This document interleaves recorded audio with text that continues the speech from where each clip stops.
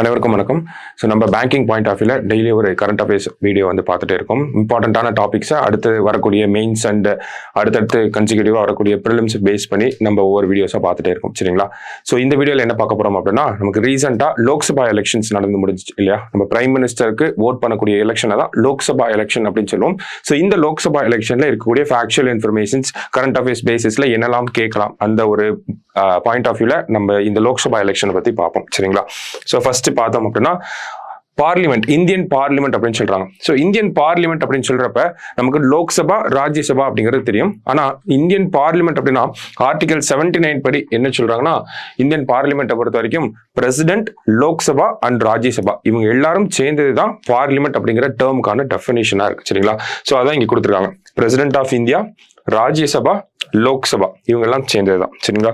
So பேசிக்கா என்ன இருக்கு, பார்லிமெண்ட்னா என்ன, ஹவுஸ் ஆஃப் ஸ்டேட்னா என்ன, இதெல்லாம் நம்ம பார்த்துட்டு அப்படியே உள்ள ஃபேக்சுவல் இன்ஃபர்மேஷனை நோக்கி போகலாம். சரிங்களா? So important articles of parliament. Article 80 என்ன சொல்லுது அப்படின்னு பார்த்தோம்னா, composition of the council of states அப்படின்னு கொடுத்துருக்காங்க.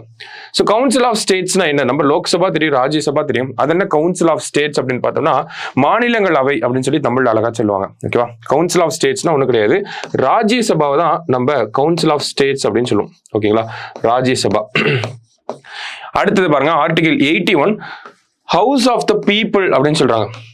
டெர்மினாலஜிஸ் முக்கியம். கவுன்சில் ஆஃப் ஸ்டேட்ஸ், அடுத்தது ஹவுஸ் ஆஃப் த பீப்புள், மக்களவை அப்படின்னு தமிழ்ல சொல்றோம் இல்லையா? மக்களவை அப்படின்னா லோக் அப்படின்னாலே இந்த இடத்துல பீப்புள் அப்படிங்கிறதா meaning. So house of the people அப்படின்னாலும் லோக்சபா அப்படின்னு சொல்லுவோம். ஓகேவா? அடுத்தது ஆர்டிகல் 83 என்ன சொல்லுது அப்படின்னு பார்த்தோம்னா, duration of the house of parliament அப்படின்னு சொல்றாங்க. ஓகேவா? ஸோ ராஜ்யசபானா 6 இயர்ஸ் இருக்காங்க, லோக்சபானா 5 இயர்ஸ் இருக்காங்க. அதை பத்தி பேசுறது. ஓகேவா? பேசிக்கான இன்ஃபர்மேஷன்ஸ். அடுத்தது ஆர்டிகல் 83 என்ன சொல்லுது அப்படின்னா, article 83 of the constitution of India requires elections to the Lok Sabha to be held once every 5 years அப்படின்னு கொடுத்துருக்காங்க. இப்போ ஆர்டிகல் 83 படி என்ன சொல்றாங்க, லோக்சபாவுக்கு ஒவ்வொரு 5 வருஷமும் எலெக்ஷன் நடக்கணும் அப்படிங்கிறத சொல்றாங்க. லோக்சபாவுக்கு ஒவ்வொரு 5 வருஷமும் எலெக்ஷன் நடக்கணும். இப்ப ராஜ்யசபாவுக்கு எலெக்ஷன் நடக்காதா அப்படின்னு கேட்டா, ராஜ்யசபாவுக்கு எலெக்ஷன்ஸ் அப்படிங்கிறது அங்க இருக்கக்கூடிய மெம்பர்ஸ்க்கு நடக்கும். சரிங்களா? அதாவது ராஜ்யசபாவை பொறுத்த வரைக்கும் 245 மெம்பர்ஸ் இருக்காங்க. சரியா? இந்த 245 மெம்பர்ஸை நம்ம எல்லா ஒட்டுமொத்தமா 245 பேருக்கும் நம்ம எலெக்ஷன் வச்சு தேர்ந்தெடுக்க மாட்டோம். இப்போ லோக்சபா அப்படின்னு பார்த்தோம்னா 543 பேருக்கும் எலெக்ஷன் நடக்கும். ஓகேங்களா? ஆனா ராஜ்யசபால அப்படி கிடையாது. 245 பேரும் எப்படி எலெக்ட் ஆவாங்க அப்படின்னு பார்த்தோம்னா, 1/3 of members retire every 2 year. ஓகேங்களா? ஸோ லோக்சபா ராஜ்யசபாவோட 245 பேர் இருக்காங்களா, இதுல ஒவ்வொரு 2 வருஷமும் 1/3 ஆஃப் த பீப்புள் வந்து மாறிட்டே இருப்பாங்க. ஸோ அதுதான் அந்த கான்செப்ட். ஓகேவா? So 1/3 of the people retire every 2 year அப்படிங்கிறது. சரிங்களா? ஸோ இதெல்லாம் பேசிக்கான இன்ஃபர்மேஷன். அடுத்தது, the 104th amendment to the constitution abolished the 2 seats that were reserved for Anglo-Indian community அப்படின்னு கொடுத்துருக்காங்க. ஸோ அதாவது பார்த்தோம்னா, நமக்கு லோக்சபால இதுக்கு முன்னாடி இருந்த கவுண்ட், ஓகேவா, 2020 வரைக்கும் பார்த்தோம்னாலே நமக்கு 545 பீப்புள்ஸ் வந்து லோக்சபா எம்பியா இருப்பாங்க. அதுல 543 அப்படிங்கிறது நம்ம மக்களால டைரக்டா தேர்ந்தெடுக்கக்கூடிய உறுப்பினர்களா இருப்பாங்க. +2 அப்படின்னு சொல்லி 2 பேர். இவங்க யார் அப்படின்னு பார்த்தோம்னா, ஆங்கிலோ இந்தியன் கம்யூனிட்டியா இருப்பாங்க. ஏன்னா அந்த கம்யூனிட்டி மைனாரிட்டி கம்யூனிட்டி, ரெப்ரசன்டேஷன் அப்படிங்கிறது இல்லை. அதனால அவங்களுக்கு 2 பேரை வந்து டைரக்டாவே பிரசிடென்ட் வந்து நாமினேட் பண்ணிட்டு இருந்தார். 104th அமெண்ட்மெண்ட் ஆக்ட்ல என்ன ஆச்சு அப்படின்னு பார்த்தோம்னா, இவங்களுக்கு கொடுக்கக்கூடிய அந்த ரிசர்வேஷன் அப்படிங்கிறத கேன்சல் பண்ணாங்க. ஓகேவா? அதனாலதான் இப்ப 543 அப்படிங்கிறது லோக்சபா சீட்ஸோட கவுண்ட். ஓகேவா? கொஞ்சம் கொஞ்சமா உள்ள போக ஆரம்பிக்கணும். அடுத்தது, constitution provides for the reservation of seats for SCs and STs in the Lok Sabha on the basis of population ratio அப்படின்னு கொடுத்துருக்காங்க. அதாவது SC STக்கு தனியா ரிசர்வேஷன் அப்படிங்கிறது லோக்சபால இருக்கா அப்படின்னு கேட்டா இருக்கு. ஓகேங்களா? ஸோ தமிழ்ல பார்த்தோம்னா தனி தொகுதிகள் அப்படின்னு நம்ம சொல்லுவோம். ஓகேவா? ஸோ SC STக்கு தனியா இந்த 543 சீட்ஸ்ல ஒரு சில சீட்ஸ்ல SC கேண்டிடேட்ஸ் மட்டும் தான் போட்டி போட முடியும், ஒரு சில சீட்ஸ்ல ST கேண்டிடேட்ஸ் மட்டும் தான் போட்டி போட முடியும். ஏன்னா அந்த கம்யூனிட்டியை ரெப்ரசென்ட் பண்ணணும் அப்படிங்கிறதுக்காக. சரிங்களா? இப்போ 543ல எவ்வளவு ரிசர்வ்டு சீட்ஸ் இருக்கு அப்படின்னு பார்த்தோம்னா, நமக்கு 84 சீட்ஸ் வந்து SC STக்காக, 84 சீட்ஸ் வந்து நமக்கு SCக்காக ரிசர்வ் பண்ணியிருக்காங்க. ST அப்படின்னு பார்த்தோம்னா 47 சீட் வந்து ரிசர்வ் பண்ணியிருக்காங்க. சரியா? டோட்டல் நம்பர் ஆஃப் பார்த்தோம்னா நமக்கு 131 சீட்ஸ் வந்து ரிசர்வ்டு சீட்ஸா இருக்கு. அந்த 543ல எஸ்சி எஸ்டிக்காக 131 சீட் வந்து ரிசர்வ் பண்ணி வச்சிருக்காங்க. அதுல 84 அப்படிங்கிறது எஸ்சிஸ்க்கும் 47 அப்படிங்கிறது எஸ்டிஸ்க்கும் ரிசர்வ் பண்ணி வச்சிருக்காங்க. ஓகேவா? இந்த ரிசர்வேஷன் அப்படிங்கறது 543ல இவ்வளவு சீட்டை ரிசர்வ் பண்ணி வைக்கணும் அப்படிங்கறத ஒவ்வொரு 10 வருஷமும் வந்து அமெண்ட்மெண்ட் போட்டு தான் அதை இன்க்ரீஸ் பண்ணணும். அடுத்த 10 வருஷத்துக்கு இருக்கலாம், அடுத்த 10 வருஷத்துக்கு இருக்கலாம் அப்படின்னு சொல்லி. ஸோ அதே மாதிரி 2020ல எக்ஸ்பயர் ஆக இருந்துச்சு. ஓகேங்களா? இந்த எஸ்சி எஸ்டி ரிசர்வேஷன் அப்படிங்கிறது அதை 2030 வரைக்கும் எக்ஸ்டெண்ட் பண்ணிக்கலாம் அப்படின்னு சொல்றதா இந்த 104th அமெண்ட்மெண்ட் ஆக்ட். சரியா? பேசிக்ஸ். அடுத்ததா பார்த்தோம்னா chief election commissioner of India. யார் சீஃப் எலெக்ஷன் கமிஷனர் அப்படின்னு பார்த்தோம்னா ராஜீவ் குமார். அது இல்லாம 2 எலெக்ஷன் கமிஷனர்ஸ் இருப்பாங்க. யார் அப்படின்னு பார்த்தோம்னா கியானேஷ் குமார் அண்ட் சுக்பீர் சிங் சந்து அப்படின்னு சொல்லக்கூடிய 2 பேர். ஓகேங்களா? மார்ச் மந்த் தான் இவங்க 2 பேர்த்தையும் அப்பாயிண்ட் பண்ணிருப்பாங்க. யாருன்னா கியானேஷ் குமார் அண்ட் சுக்பீர் சிங் சந்து அப்படிங்கிற 2 பேர். So election commissioners. அடுத்தது இப்போ election. First phase of elections took place on 19th April. அந்த லாஸ்ட் ஃபேஸ் ஆன் 1 June அப்படின்னு கொடுத்திருக்காங்க. Election results were released on June 4th அப்படின்னு சொல்லி கொடுத்திருக்காங்க. ஸோ எத்தனை ஃபேஸா எலெக்ஷன் நடந்துச்சு, எத்தனை கட்டங்களா தமிழ்ல பார்த்தோம்னா, தமிழ் நியூஸ்ல எல்லாம் பார்த்தோம்னா 7 கட்டங்களாக தேர்தல் நடந்துச்சு அப்படிங்கிறத சொல்லியிருப்பாங்க. ஸோ நம்மளோட லோக்சபா எலெக்ஷன் 7 ஃபேஸஸா நடந்துச்சு. சரிங்களா? அதுதான் இங்க கொடுத்திருக்காங்க. ஃபர்ஸ்ட் ஃபேஸோட டேட் வந்து 19th April அப்படின்னு சொல்லி, 7வது கட்டம் லாஸ்ட் ஃபேஸோட தேர்தல் டேட் எப்போ அப்படின்னு பார்த்தோம்னா 1 June. எலெக்ஷன் ரிசல்ட்ஸ் அனௌன்ஸ் பண்ண டேட் என்ன அப்படின்னு பார்த்தோம்னா June 4th. ஓகேவா? அடுத்தது 18th லோக்சபா எலெக்ஷன். எவ்வளவு பேர் வந்து ஓட்டர்ஸ் இருக்காங்க, எவ்வளவு பேர் ஓட் பண்ணிருக்காங்க அப்படிங்கிற டேட்டாவை இந்த இடத்துல நம்ம பார்க்க போறோம். சரியா? Out of the 1.4 billion population, இந்தியாவோட டோட்டல் பாப்புலேஷன்ல 968 million people were eligible to vote in the elections அப்படின்னு சொல்லி கொடுத்திருக்காங்க. which is about 70% of the total population. அதாவது 96.8 crore people total number of voters அப்படின்னு பார்த்தோம்னா. ஓகேங்களா? இவ்வளவு பேர் ஓட் பண்றதுக்கு எலிஜிபிளா இருந்தாங்க. கிட்டத்தட்ட நம்ம பாப்புலேஷன்ல 70% வந்து ஓட் பண்றதுக்கு எலிஜிபிளா இருந்தாங்க. ஆனா அதுல நம்ம நிறைய பேர் ஓட்டு போடாம இருந்திருப்போம், அது வேற விஷயம். சரிங்களா? Of this 64.2 crore voters participated in the elections அப்படின்னு கொடுத்திருக்காங்க. ஓகேவா? இந்த 96.8 கோடி மக்கள்ல 64 கோடி மக்கள் வந்து ஓட்டு போட்டிருக்காங்க. ஓட்டு போட்ட 64 கோடி மக்கள்ல 31 கோடி மக்கள் வந்து பெண்கள். சரிங்களா? 64.2 crore voters வந்து இருந்திருக்காங்க, ஓட் பண்ணிருக்காங்க. அதுல 31 crore வந்து விமன் ஓட்டர்ஸா இருந்திருக்காங்க. This has been the election with the highest participation of women. அதனாலதான் இந்த டேட்டாவை நம்ம பார்க்கணும். முக்கியமான பாயிண்ட். ஓகேவா? இந்த எலெக்ஷன்ல தான் இது வரைக்கும் நடந்த லோக்சபா எலெக்ஷன்லயே அதிகமான விமன் பார்ட்டிசிபேஷன் இருந்த எலெக்ஷன் அப்படின்னு பார்த்தோம்னா அது 18th லோக்சபா எலெக்ஷன் தான். சரியா? அடுத்தது டோட்டல் நம்பர் ஆஃப் சீட்ஸ் கொடுத்திருக்காங்க. 543 சீட்ஸ் லோக்சபா அப்படின்னா 543 சீட்ஸ். மெஜாரிட்டி கிடைக்கணும் அப்படின்னா அது அப்படியே டிவைடட் பை 2 அப்படின்னு போட்டோம்னா ரஃபா நமக்கு 272 சீட்ஸ் அப்படின்னு வரணும். ஒரு கவர்மெண்ட்டை ஃபார்ம் பண்ணணும். ஓகேங்களா? 543 சீட்லயும் போட்டி போடுவாங்க. ஆட்சி அமைக்கணும் அப்படின்னா 272 சீட்டுக்கு மேல ஜெயிக்கணும். ஓகேங்களா? அப்படி ஜெயிச்சா எந்த ஒரு கட்சிக்கு இல்ல எந்த ஒரு கூட்டணிக்கு 272 சீட்டுக்கு மேல அவங்க இருக்காங்களோ அவங்க தான் கவர்மெண்ட் ஃபார்ம் பண்ண முடியும். அதுதான் அந்த டேர்ம் மெஜாரிட்டி அப்படிங்கிற டேர்மை கொடுத்துருக்காங்க. சரியா? ஸோ நம்பர் ஆஃப் சீட்ஸ் பார்த்தாச்சு, எவ்வளவு பேர் ஓட்டு போட்டிருக்காங்க அப்படிங்கிறத பார்த்தாச்சு. இப்போ டேர்ன் அவுட் எவ்வளவு பேர் ஆக்சுவலி இன் டேர்ம்ஸ் ஆஃப் பெர்சன்டேஜ்ல டேர்ன் அவுட் எப்படி இருந்துச்சு அப்படிங்கிறத பார்த்தோம்னா 17th லோக்சபா எலெக்ஷன், அதாவது 2019 to 2024. சரிங்களா? 2019 to 2024. இப்போ நடந்தது 18th லோக்சபா எலெக்ஷன். ஓகேவா? சோ 17th லோக்சபா எலெக்ஷன்ல voter turnout அப்படிங்கறத பார்த்தோம்னா 67.40 அப்படிங்கிறது இருந்துச்சு. 18th லோக்சபா எலெக்ஷன்ல அதோட நம்ம கம்மியா இருக்கும், 65.79%.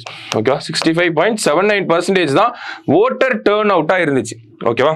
அப்ப யார் அதிகம் யார் கம்மி அப்படிங்கறத பார்க்கணும். சரிங்களா? Assam recorded the highest voter turnout of 81% among the states அப்படின்னு கொடுத்திருக்காங்க. அப்ப அசாமோட voter turnout 81.56% வந்து இருந்துச்சு. ஓகேங்களா? அசாம் இந்தியாவிலேயே அதிகமா, ஓகேங்களா, அதாவது இந்தியன் ஸ்டேட்ஸ்லயே இருக்கிறதுலயே அதிகமா அசாம். இதே ஓவராலா இந்தியா ஃபுல்லா யூனியன் டெரிட்டரிஸையும் சேர்த்து கால்குலேட் பண்றப்ப லட்சத்தீப் தான் இருக்கிறதுலே அதிகம். 84.16% அவங்களோட ஓட்டர் டர்ன் அவுட்டா இருந்துச்சு. சரிங்களா? சரி, ஹையஸ்ட் பார்த்துட்டோம். இன் டர்ம்ஸ் ஆஃப் ஸ்டேட்ஸ் அப்படின்னு பார்த்தோம்னா Assam 81.56. In terms of overall India அப்படின்னு பாக்குறப்ப நமக்கு லட்சத்தீப் 84.16%. இப்போ ஹையஸ்ட் பார்த்தாச்சு. லோயஸ்ட் யாரு அப்படின்னு பார்த்தோம்னா பீகார். ஓகேங்களா? இவங்களோட ஓட்டர் டர்ன் அவுட் பார்த்தோம்னா 56.19% தான் இவங்களோட டோட்டல் ஓட்டர் டர்ன் அவுட். சரிங்களா? ஏன் அப்படின்னு பார்த்தோம்னா பீகார்ல அதிகமா மைக்ரண்ட் ஒர்க்கர்ஸ், பீகாரை சேர்ந்தவங்க தான் மற்ற மாநிலங்கள்ல அதிகமா இந்த மைக்ரண்ட் ஒர்க்கர்ஸா இருக்காங்க. ஒரு நாள் ஓட்டு போடுறதுக்காக யாரும் அவ்வளோலாம் கிளம்பி போறது இல்லை. சரிங்களா? ஸோ அது ஒரு பிக்கஸ்ட் ஃபேக்டராகவும் இருக்கு. சரி, அடுத்தது தேர்தலை பத்தி பார்த்தோம். எவ்வளவு பேர் ஓட் பண்ணிருக்காங்கன்னு பார்த்தோம். இப்ப அரசியல் கட்சிகள் சார்பா யாரெல்லாம் இந்த கூட்டத்துல இருந்தாங்க, கூட்டணி கட்சிகள் யாரு, அலையன்சஸ் அப்படின்னு பார்த்தோம்னா மேஜரா 2 அலையன்ஸ் இருந்துச்சு. National democratic alliance NDA. இந்த அலையன்ஸோட ஹெட் யார் அப்படின்னு பார்த்தோம்னா பிஜேபி தலைமையில இருந்த கூட்டணியை தான் நேஷனல் டெமோக்ராட்டிக் அலையன்ஸ் அப்படின்னு சொல்றோம். அடுத்தது இந்தியா அப்படிங்கிற அலையன்ஸ், எதிர்கட்சிகள் எல்லாம் சேர்ந்து காங்கிரஸ், DMK இந்த மாதிரி முக்கியமான கட்சிகள்லாம் இருந்த கூட்டணி தான் இந்தியா கூட்டணி அப்படின்னு சொன்னாங்க. அதுக்கு ஒரு அப்ரிவியேஷன் இருக்கு, Indian national developmental inclusive alliance அப்படின்னு சொல்றாங்க. Indian national developmental inclusive alliance அப்படின்னு சொல்லி இந்தியா. இதுல இவ்வளவு லீடர்ஸ் இருந்தாங்க, இவ்வளவு கட்சிகள் வந்து இருந்துச்சு. அகிலேஷ் யாதவ் இருந்தாரு, மம்தா பானர்ஜி இருந்தாங்க, அண்ட் தென் பார்த்தோம்னா பீகார் தேஜஸ்வி யாதவ் இருந்தாரு. இந்த மாதிரி நிறைய பேர் வந்து இருந்தாங்க. சரியா? சரி, அடுத்தது ஒவ்வொரு பார்ட்டியும் எவ்வளவு சீட்ஸ் வந்து வின் பண்ணிருக்காங்க அப்படிங்கறத நம்ம பாக்குறோம். ஓகேங்களா? சோ ஹையஸ்டா எந்த கட்சி highest number of seat win பண்ணிருந்தாங்கன்னா ஆப்வியஸ்லி பிஜேபி 240 சீட்ஸ் வந்து வின் பண்ணிருந்தாங்க. சோ அந்த இன்க்ரீசிங் ஆர்டர்ல நம்ம பார்த்தோம்னா அடுத்தது இந்தியன் நேஷனல் காங்கிரஸ் 99 சீட் வந்து வின் பண்ணிருந்தாங்க. அடுத்தது சமாஜ்வாதி 37, ஆம் ஆத்மி பார்ட்டி பார்த்தோம்னா 3 சீட் வின் பண்ணிருந்தாங்க. திரிணாமுல் காங்கிரஸ் 29 சீட்டு. அதிகமான விமன் எம்பிஸ் வந்து இந்த கட்சியில இருந்து தான் பார்ட்டிசிபேட் பண்ணாங்க, எலெக்ஷன்ஸ்ல நின்னாங்க. அதிகமான விமன் எம்பிஸ் ஜெயிச்ச கட்சியும் எது அப்படின்னு பார்த்தோம்னா ஆல் இந்தியா திரிணாமுல் காங்கிரஸ் தான். மம்தா பானர்ஜி இருக்காங்க இல்லையா, அவங்களோட கட்சி தான். அதிகமான பெண் வேட்பாளர்களையும் நிப்பாட்டி இருந்தாங்க. அதிகமான பெண் வேட்பாளர்கள் வெற்றி பெற்றதும் எந்த கட்சி அப்படின்னு பார்த்தோம்னா திரிணாமுல் காங்கிரஸ். அடுத்து DMK இண்டிவிஜுவலா 22 இடங்களை வின் பண்ணியிருந்தாங்க. ராஷ்டிரிய ஜனதா தள் பார்த்தோம்னா 4 இடங்கள். அடுத்தது ரித்து காங்கிரஸ் பார்ட்டி 4, ஜனதாதள் யுனைடெட் 12, ஒரு 7 இண்டிபெண்டன்ட் கேண்டிடேட் சுயேட்சை வேட்பாளர்கள் வின் பண்ணியிருந்தாங்க. So total number of seats அதோட ஸ்பிளிட் அப் இந்த இடத்துல கொடுத்துருக்கோம். அடுத்ததா பார்த்தோம்னா முக்கியமான விஷயங்கள். This will be the first Lok Sabha which will convince entirely at the new parliament house inaugurated on 2023 அப்படின்னு சொல்லியிருக்காங்க. ஓகேங்களா? It will convene. ஓகேவா? அதாவது நமக்கு நியூ பார்லிமெண்ட் பில்டிங் அப்படிங்கிறது 2023ல இனாகிரேட் பண்ணியிருந்தாங்க. ஓகேவா? அந்த நியூ பார்லிமெண்ட் பில்டிங்ல புதுசா எலெக்ஷன்ஸ் நடந்து எல்லாருமே 18th லோக்சபா மெம்பர்ஸா இருக்கிறதுனா அது இந்த லோக்சபா தான். சரிங்களா?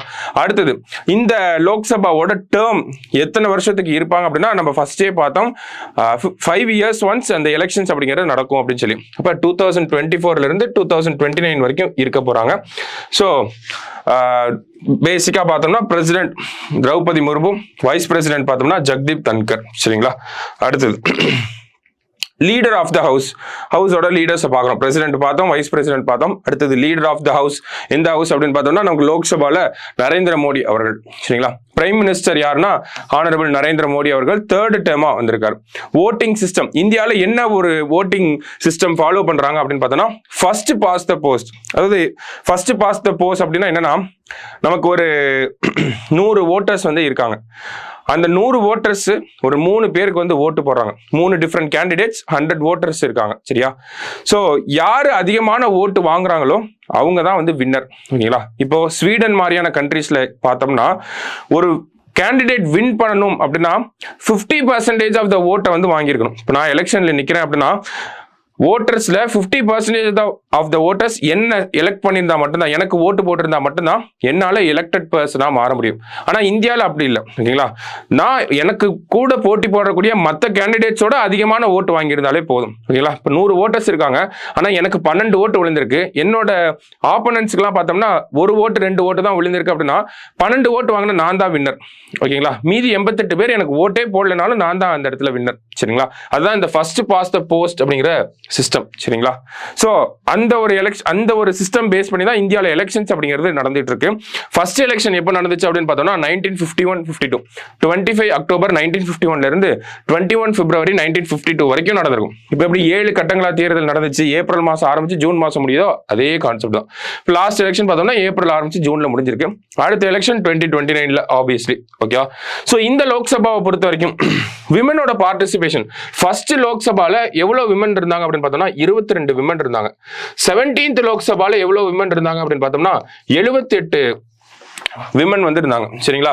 ஸோ அப்போ இந்த லோக்சபால எவ்வளவு விமன் இருக்காங்க அப்படின்னு பார்த்தோம்னா total number of women MPs in 18th Lok Sabha பார்த்தோம்னா 74.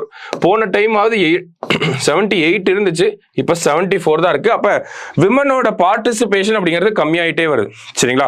அதுக்காக தான் கவர்மெண்ட் என்ன பண்ணிருக்காங்க அப்படின்னா 106th அமெண்ட்மெண்ட் ஆக்ட் அப்படிங்கிறத ஒன்று போட்டிருக்காங்க ரீசெண்டா. ஓகேங்களா? 106th constitutional amendment act. So இந்த ஆக்ட் என்ன பண்ண போகுது அப்படின்னா லோக்சபாலையும் நமக்கு லெஜிஸ்லேட்டிவ் அசம்பிளிலையும் நம்ம எம்எல்ஏ எலெக்ஷன் சொல்றோம் இல்லையா, அதான் லெஜிஸ்லேட்டிவ் அசம்பிளி எலெக்ஷன் அப்படின்னு சொல்லுவோம்.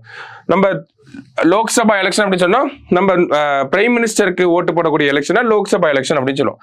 ஸோ இந்த லோக்சபாலையும் லெஜிஸ்லேட்டிவ் அசம்பிளிலையும் 33% ஆஃப் த சீட்ஸை விமனுக்கு ரிசர்வ் பண்ணியிருக்காங்க. சரியா? சோ அதான் இந்த 106th அமெண்ட்மெண்ட் ஆக்ட். பிகாஸ் விமனோட பார்ட்டிசிபேஷன் இன் பாலிடிக்ஸ் அது கம்மியா இருக்கு, அதை இம்ப்ரூவ் பண்ணணும் அப்படிங்கிறதுக்காக. அடுத்ததா பார்த்தோம்னா ஸ்வீரிங் இன் செரிமோனி எப்போ நடந்துச்சு? சண்டே ஜூன் 9th வந்து நடந்துச்சு. சரிங்களா? ஸோ அடுத்தது பார்த்தோம் அப்படின்னா இங்க ஒருத்தர் படம் கொடுத்துருக்காங்க. ஸோ யார் இவர் அப்படின்னு பார்த்தோம்னா முகேஷ் தலால். ஓகேவா? Mukesh Dalal from Surat constituency. பெக்குலியரான ஒரு விஷயம் என்ன அப்படின்னு பார்த்தோம்னா லோக்சபா எலெக்ஷன்ல சூரத்ல இவர் பார்ட்டிசிபேட் பண்றாரு, போட்டி போடுறாரு. ஆனா இவரை எதிர்த்து எந்த ஒரு கேண்டிடேட்டுமே போட்டி போடல. ஓகேங்களா? யாருமே இவரை எதிர்த்து போட்டி போடல. அதனால என்ன ஆகுது அப்படின்னு பார்த்தோம்னா அன்அப்போஸ்டா வின் பண்றாரு. அன்அப்போஸ்ட்னு தமிழ்ல சொல்லுவாங்க, ஆக்சுவலி இட் இஸ் அன்அப்போஸ்டு. ஓகேவா? அன்அப்போஸ்டா எலெக்ஷனை வின் பண்ணாரு. ஓகேங்களா? இந்த லோக்சபா எலெக்ஷன்ல அன்அப்போஸ்டா வின் பண்ண ஒரே கேண்டிடேட் யாருன்னா முகேஷ் தலால் ஃப்ரம் சூரத். இது வரைக்கும் லோக்சபா எலெக்ஷன்ஸ்ல கிட்டத்தட்ட அன்அப்போஸ்டா வின் பண்ணது ஒரு 34 மெம்பர்ஸ் தான் வின் பண்ணிருந்தாங்க. இவரோட சேர்த்து பார்த்தோம் அப்படின்னா 35th member to win unopposed in Lok Sabha election. ஓகேங்களா? என்ன லோக்சபா எலெக்ஷன். சரியா? சோ முகேஷ் தலால் பார்த்து வச்சுக்கோங்க. எந்த கான்ஸ்டிடியூவன்சி அப்படின்னா சூரத். சரியா? அடுத்தது முக்கியமான விஷயம் எங்க பார்த்தோம்னா சோம்பன் ட்ரைபல்ஸ். ஓகேங்களா? சோம்பன் ட்ரைபல்ஸ் ஓட் பண்ணிருக்காங்க. சோம்பன் ட்ரைபல்ஸ் எங்க இருக்காங்க அப்படின்னு பார்த்தோம்னா கிரேட் நிக்கோபார், அந்தமான் அண்ட் நிக்கோபார்ல இருக்கக்கூடிய one of the tribal people தான் யாருன்னா சோம்பன்ஸ். இந்த சோம்பன் ட்ரைபல் கம்யூனிட்டியை சேர்ந்த ஒரு 7 பேர் வந்து ஓட் பண்ணிருக்காங்க. ஃபர்ஸ்ட் டைமா இந்த கம்யூனிட்டி ஓட் பண்ணிருக்காங்க. ரொம்ப ரொம்ப முக்கியமான ஒரு விஷயம். சோம்பன் ட்ரைபல்ஸ் எந்த tribal community from Andaman and Nicobar voted for the first time in the Lok Sabha elections அப்படின்னு கேட்டா சோம்பன் ட்ரைபல்ஸ் 7 பேர் ஓட் பண்ணிருப்பாங்க. சரியா? சோ அவங்களோட படத்தை தான் இந்த இடத்துல கொடுத்திருக்காங்க. சோ அடுத்ததா பார்த்தோம்னா Bru migrants. So Bru migrants native first பார்த்தோம்னா இவங்களோட நேட்டிவ் வந்து மிசோரம். சரிங்களா? மிசோரம் சேர்ந்தவங்க தான் அந்த ப்ரூ அப்படிங்கிற கம்யூனிட்டி. ஆனா இந்த இடத்துல ப்ரூ மைக்ரன்ஸ் அப்படின்னு கொடுத்திருக்காங்க. அப்ப எங்கேயும் மைக்ரேட் ஆகி போயிருக்காங்க. எங்க மைக்ரேட் ஆகி போனாங்கன்னா திரிபுராவுக்கு மைக்ரேட் ஆகி போறாங்க. எதுக்காக? மிசோரம்ல இருந்து இந்தியாவுக்குள்ளேயே ஐ மீன் இந்தியாவோட ஒரு ஸ்டேட்ல இருந்து இன்னொரு ஸ்டேட்டுக்காக எதுக்கு போறாங்க அப்படின்னா ஒரு 27 years முன்னாடி ஓகேங்களா இந்த ப்ரூ கம்யூனிட்டி மேல அட்டாக் நடக்குது, பெரிய வயலன்ஸ் ஏற்படுது. அதனால மிசோரம்ல இருந்த இந்த கம்யூனிட்டி திரிபுராவுக்கு போறாங்க. ஓகேங்களா? திரிபுராவுக்கு போனாலுமே அவங்க ஒவ்வொரு எலெக்ஷன்லயும் யாருக்கு ஓட் பண்றாங்கன்னா மிசோரம்ல நடக்கிற எலெக்ஷனுக்கு தான் திரிபுரால இருந்து ஓட் பண்ணிட்டு இருந்தாங்க. ஆனா ஃபர்ஸ்ட் டைமா என்ன பண்ணிருக்காங்கன்னா திரிபுரால இருந்து திரிபுராக்கே வந்து அங்க இருக்கக்கூடிய கேண்டிடேட்ஸ்க்கே வந்து ஓட் பண்ணிருக்காங்க. ஸோ அது என்ன கம்யூனிட்டி அப்படின்னு கேட்டா ப்ரூ மைக்ரன்ஸ். சரியா? அடுத்ததா பார்த்தோம்னா எலெக்ஷன் கமிஷனோட போர்ட்டல்ஸ் அண்ட் ஆப்ஸ் பார்க்க போறோம். சரிங்களா? நிறைய போர்ட்டல்ஸ் வந்து வந்துருந்துச்சு நிறைய. ஓகேங்களா? ஸோ ஃபர்ஸ்ட் என்ன அப்படின்னு பார்த்தோம்னா KYC போர்ட்டல். KYC அப்படின்னா நமக்கு நோ யுவர் கஸ்டமர் அப்படிங்கிறத நீங்க பார்த்துருப்பீங்க. ஆனா இந்த இடத்துல KYC அப்படிங்கிறது நோ யுவர் கேண்டிடேட். ஓகேங்களா? ஸோ நம்ம தொகுதியில நிற்கக்கூடிய வேட்பாளர் அவர் எவ்வளவு சொத்து வச்சிருக்காரு, அவர் மேல இருக்கக்கூடிய கிரிமினல் கேசஸ் என்ன, அந்த மாதிரியான விஷயங்கள் இந்த போர்ட்டல்ல நமக்கு இருக்கும். அடுத்தது பார்த்தோம்னா myth versus reality register. Okay, ஓகேங்களா. So myth versus reality register எதுக்காக அப்படின்னா ஃபேக் இன்ஃபர்மேஷனை வந்து ப்ரிவென்ட் பண்றதுக்காக இந்த லோக்சபா எலெக்ஷன்ல கொண்டு வந்திருந்தாங்க. அடுத்தது சுவிதா போர்ட்டல். ஓகேங்களா. சுவிதா போர்ட்டல் எதுக்குன்னா நாமினேஷன் பண்றதுக்கு, ஒரு எலெக்ஷன் கேண்டிடேட் பார்த்தோம்னா ஒரு மீட்டிங் நடத்துறதுக்கான பெர்மிஷன், இந்த மாதிரியான விஷயங்களை பத்தி பேசுறது தான் இந்த சுவிதா அப்படிங்கிற அப்ளிகேஷன். சரிங்களா. சுவிதா போர்ட்டல் அதில் அப்ளை பண்ணி அப்ரூவல் வாங்கி மீட்டிங்லாம் நடத்துவாங்க. அடுத்தது ஓட்டர்ஸ் ஹெல்ப் ஆப், அதுதான் VHA அப்படின்னு சொல்லியிருக்காங்க. ஓகேங்களா. ஸோ இது ஓட்டர்ஸ்க்காக. ஓட்டர்ஸ் ஹெல்ப் ஆப் என்ன பண்ணலாம் அப்படின்னா search your name in the electoral roll, download your digital photo voter slip. ஓகேவா. ஓட்டர்ஸ் ஹெல்ப் ஆப்ல என்ன பண்ணிக்கலாம் அப்படின்னா என்னோட நேமை நான் அதில் சர்ச் பண்ணேன்னா என்னோட ஓட்டர் ஸ்லிப் வந்து ஆட்டோமேட்டிக்காக வந்துடும். சரிங்களா. இந்த ஓட் ஸ்லிப் இருந்தால் தான் ஓட் பண்ண விடுவாங்க. ஓட் ஸ்லிப்பு, நம்மளோட அந்த ஓட்டர் ஐடி கார்டு, இதெல்லாம் வச்சு தான் நம்ம ஓட் பண்ண முடியும். சரிங்களா. ஸோ அதை டவுன்லோட் பண்ணிக்க முடியும் இந்த ஓட்டர் ஸ்லிப்ல. ஓகேங்களா. வேற என்ன இருக்கு அப்படின்னு பார்த்தோம்னா இந்த எலெக்ஷன் கமிஷன் ஆப்ஸ்லேயே பார்க்குறப்ப நமக்கு சிவிஜில் அப்படிங்கிற இன்னொரு அப்ளிகேஷன் இருந்துச்சு. இதுவும் முக்கியமான ஒரு ஆப் தான். சிவிஜில் ஆப் எதுக்காக அப்படின்னு பார்த்தோம்னா சி இந்த சென்ஸ் சிட்டிசன்ஸ் அப்படின்னு சொல்லுவாங்க. ஓகேவா. சிட்டிசன்ஸ் விஜிலன்ஸ், அதுதான் சிவிஜில் அப்படின்னு சொல்லியிருந்தாங்க. எதுக்காக அப்படின்னு பார்த்தோம்னா நம்மளோட கேண்டிடேட்ஸ் யாராவது மாடல் கோட் ஆஃப் கண்டக்ட், ஓகேங்களா, தேர்தல் நடத்தை விதிகள் அப்படின்னு சொல்லுவோம், இந்த மாடல் கோட் ஆஃப் கண்டக்டை வயலேட் பண்ற மாதிரி நடந்துக்கிட்டாங்க அப்படின்னா அவங்கள போட்டோவோ வீடியோவோ எடுத்து இந்த ஆப்ல நம்ம அப்டேட் பண்ணலாம். அப்டேட் பண்ணோம்னா எலெக்ஷன் கமிஷன் அதை பார்த்துட்டு அந்த பர்டிகுலர் கேண்டிடேட் மேல ஆக்ஷன் எடுப்பாங்க. அதுதான் இந்த சிவிஜில் அப்படிங்கிற அப்ளிகேஷன். ரொம்ப ரொம்ப முக்கியமான ஒரு அப்ளிகேஷன். ஓகேங்களா. அடுத்தது வேற என்ன இதுல எலெக்ஷன் கமிஷன் பத்தி பார்க்கணும்னா ஒரு அப்ரிவேஷன் பார்க்கணும். என்கோர் அப்படின்றது. ஓகேங்களா. என்கோர் அப்படின்னா எனேபிளிங் கம்யூனிகேஷன்ஸ் ஆன்